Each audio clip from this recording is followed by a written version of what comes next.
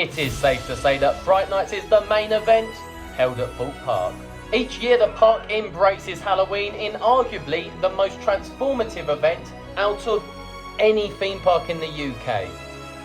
I think transformative's a word. Basically the park fully changes in a way that Alton Towers realistically can't for Scarefest.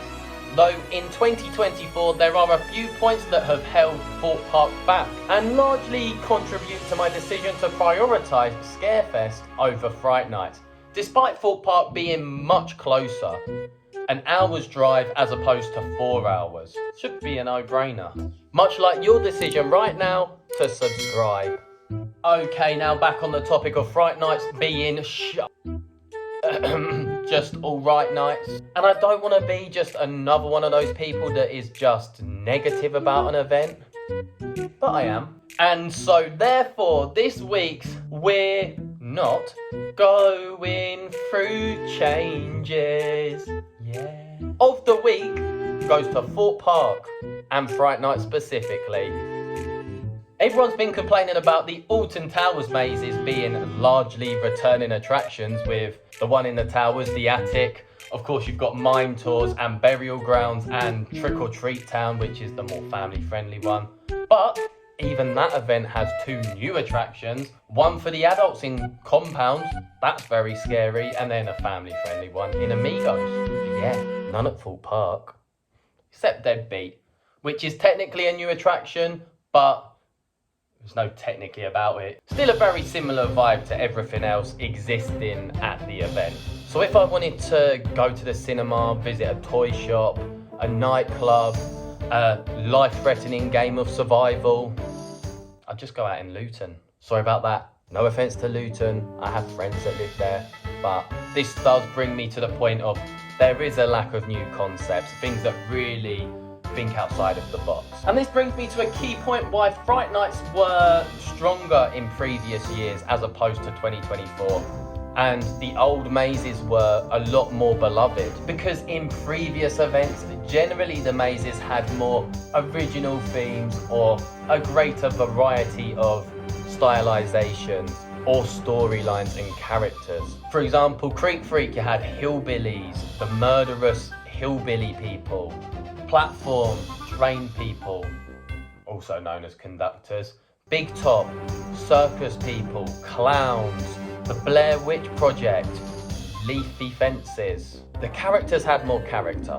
They weren't just teenagers or things that you can find in a shopping mall or a shopping centre if you're from the UK, like me. And to really shed some light on my opinion on this topic, for example, a character from trailers wouldn't look so out of place in Stitches, the other maze, or Deadbeat, the new zone. Would look a bit weird having a cinema attendant in Morecambe Meadow, admittedly. But you get my point. Rides in the dark are awesome though, but that's just a given. The lights on all the rides, all the roller coasters are done so well at Thorpe Park. I'll give them their flowers, credit where credit's due. The park really comes alive at night, especially with the lift hills lit up from the Swarm on one side, Colossus, now Hyperia. It does it better than any other park in the UK. Oh, and the shows are good too. But I'm meant to be being negative, so I'll find something else to whinge about. Got it? Interactivity. There's not much for viewers, guests, regular people like myself and you to get involved with. There's not so much to engage with the audience at Thorpe Park, which is something that other parks such as Chessington with the Halloween grotto thing, forgot what that's called. And when there's always an opportunity to get involved in the action, that's a lot more fun for some people. Not for everyone. It is something that takes an event to the next level. You see it at the big events like Tully's and Halloween Horror Nights in America. So why couldn't we do it at Thorpe Park? And I do hate to compare Thorpe Park to Chessington or even Alton Towers, but I'm going to, because the new attraction, Amigos, is very interactive.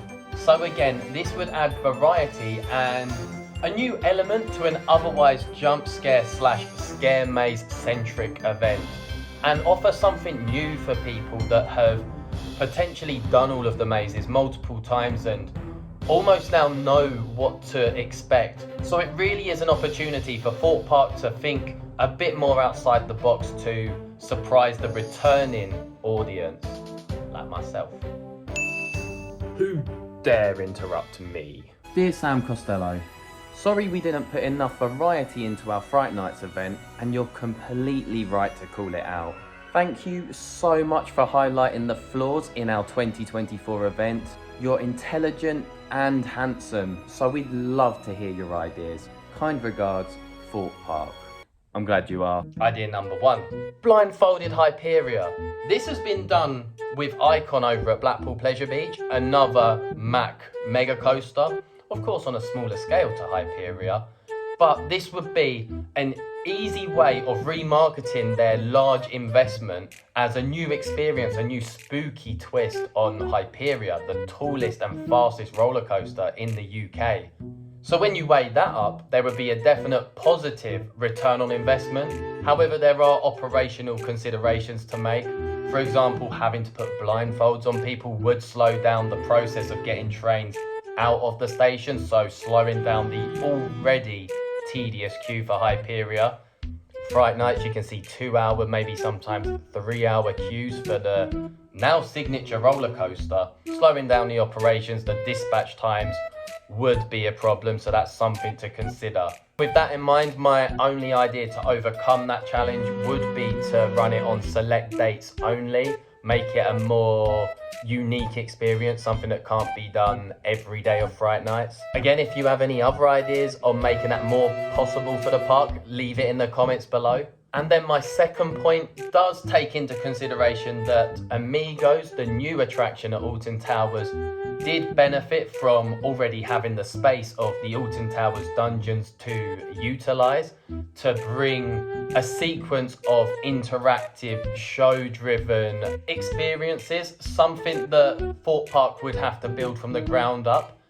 So in my idea, they could create a pop-up event space. When Thorpe Park ran the summer event, Carnival, they had a whole section of the park that had been segmented off and encapsulated the carnival spirit. You had a sequence of games, shows, interactive opportunities where you'd have tarot cards, fortune tellers. This is something that can be brought to Fright Nights, and it could either be an upcharge or something included in your park ticket. But this sort of interactive, engaging event space is something that brings a new level, a new aspect to an event like Fright Nights, and something that will create a lot of memories for people visiting the park if they've got the budget. I've given my opinion. What would you like to add to Thorpe Park Fright Nights if the decision was up to you? Let me know in the comments below. Thanks so much for watching. Like the video if you did enjoy it. Ciao, legends. That was good, wasn't it? Please, sir, can we have some more? You don't have to call me sir. But here's your link. Click it. Sir Pun a lot would sound cool though.